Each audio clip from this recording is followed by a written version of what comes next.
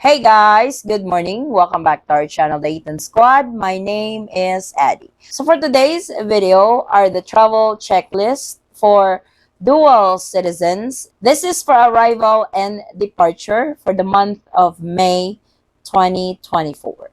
Details coming right up.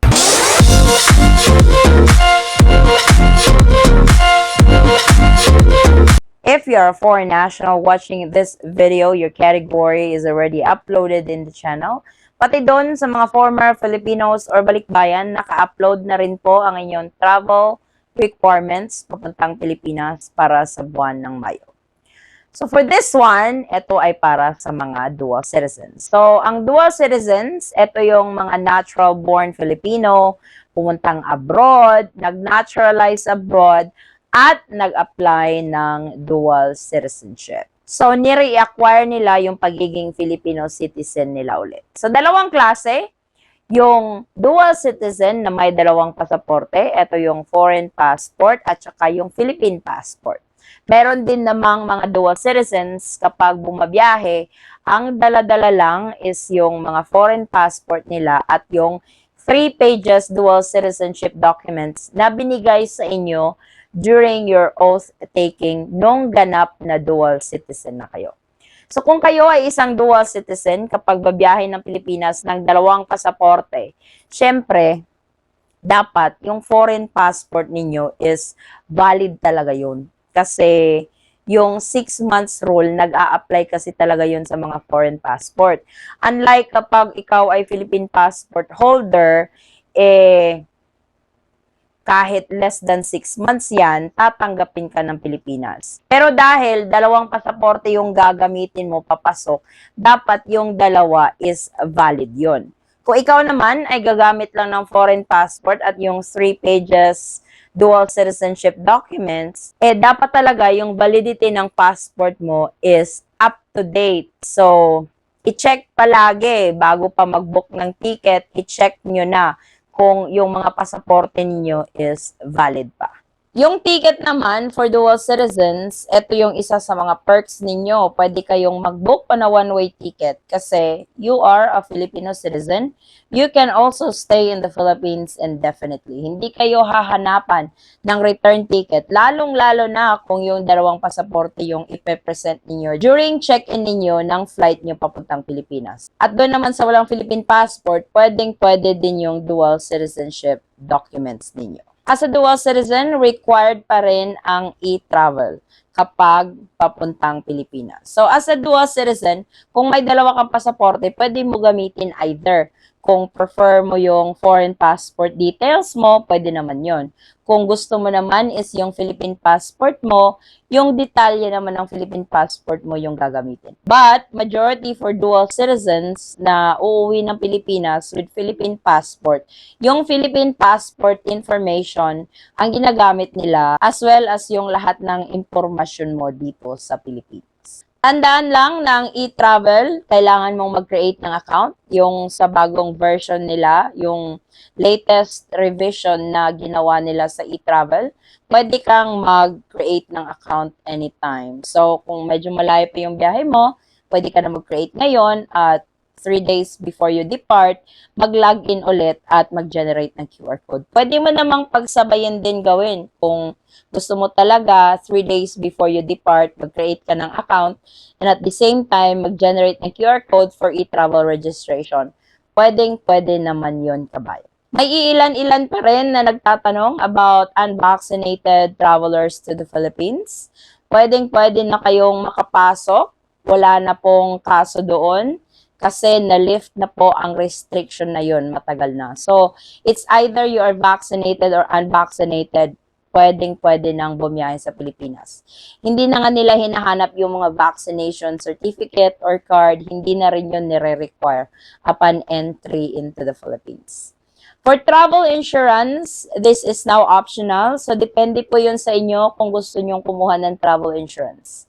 i-check nyo lang maigi na yung travel insurance na kinukuha ninyo is magagamit nyo talaga, na accredited or accepted ng hospital na gagamitan nyo for emergency purposes kung tinatanggap nila yon na insurance. Kasi may ilang-ilang insurance talaga na hindi mo magagamit. So, piliing maigi yung travel insurance na i-avail ninyo kung babiyahe kayo ng Pilipinas. Doon naman sa may mga asawang foreigner at yung mga foreign kids ninyo, makaka-avail po sila ng balikbayan privilege. Ito po ay balikbayan visa na binibigay upon entry into the Philippines. During ng immigration process ninyo, kailangan magkasabay kayong i-process para maka-avail yung foreigner na asawa ninyo at yung foreign kids ninyo. Magdala lamang ng marriage certificate at birth certificate ng mga bata. Gusto ko lang ding idagdag sa e-travel na kung kayo ay babiyahe as a family, pwedeng isa lang yung magkreate ng account at i-add na lang yung mga family member. Kasi yun yung bagong feature ng e-travel, meron na silang box doon, add a family member para iisang e-travel na lang talaga kayo lahat. So under one account, for example, if you guys are traveling as a family of 5, yung isa ang magkreate ng account, tapos yung 4 i-add na lang during e-travel registration. Customs declaration. So, sa customs declaration, may dalawa po itong form. Ito yung baggage declaration form at yung currency declaration form. Ito po ay makikita right after ng e-travel registration ninyo. May box doon na i-click ninyo. Kung dati, nada-download ito at napiprint at manual nyo siyang i-fill out, this time, online na rin. At nag-generate na din ito ng QR code. So, may iilan-ilan tayong kababayan na nagsasabi na hinihingan sila nito during customs process dito sa Pilipinas. May iilan-ilan pa rin na nagbibigay ng paper-based form sa aeroplano ng mga airline staff. So, ang patakaran talaga, dati kasi chine-check talaga ito, whether you have something to declare or not. And lately, I have been hearing from our subscribers na kararating lang ng Pilipinas na hinihingan daw sila, especially sa Mactan Cebu International Airport, nire-require talaga. So, in Manila, there are some na chinek talaga yung QR code or kinolekta yung customs declaration. Sa baggage declaration, i-declare ninyo, for example, yung dala ninyo sa Pilipinas is for commercial use talaga, yung maramihan. Hindi siya for personal use. Kasi kung for personal use naman, hindi na siya kailangang i-declare. Pero nga, gaya ng mga naririnig natin lately is nire-require na din nila. So it's really up to you guys if you wanna fill out the baggage declaration form online at mag-generate ng QR code. So option nyo yan kung gusto nyong ayaw ma-hassle. Kasi whether they collect it or not, or whether they check it or not, requirements talaga yan. This is part of the arrival protocol sa Philippines. Yung currency declaration naman, ito yun kung may dala kang 10,000 US dollars and above or equivalent sa other currency.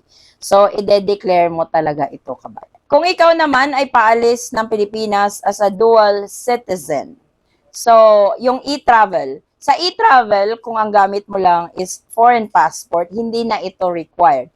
Pero kung ikaw ay gumagamit pa rin ng Philippine passport, for example, pagpasok mo ng Pilipinas, yung dalawang pasaporte yung present mo, kailangan ganun din yung ipe-present mo on your way out of the Philippines. And as a Philippine passport holder, kasi require ito sa e-travel, magre-register ka pa rin sa e-travel when departing the Philippines. Sa travel tax, yung rule ng travel tax sa dual citizen, don't worry, meron tayong separate video nito.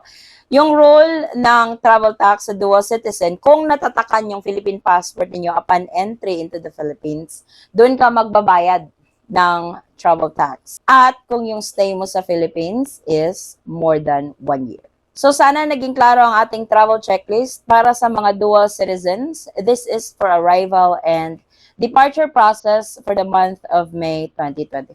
At doon naman sa mga dual citizens na kababayan natin, nakakauwi lang ng Pilipinas, kung maaari nyo pong ibahagi ang inyong experience sa pag-uwi sa Pilipinas, kung may hiningi pa ba or may mga documents, specific documents na ni-require ang Bureau of Immigration or yung airline bago kayo pin-process sa iyong flight papuntang Pilipinas. Kung ma-share niyo po ito sa ating community, nagpapasalamat po ako sa inyo. So ito po ang ating latest travel updates papunta at paalis ng Pilipinas para sa mga dual citizens para sa buwan ng Mayo 2024. Maraming salamat po sa inyong patuloy na pagsubaybay, tiwala at suporta sa aming channel, The Eton Squad.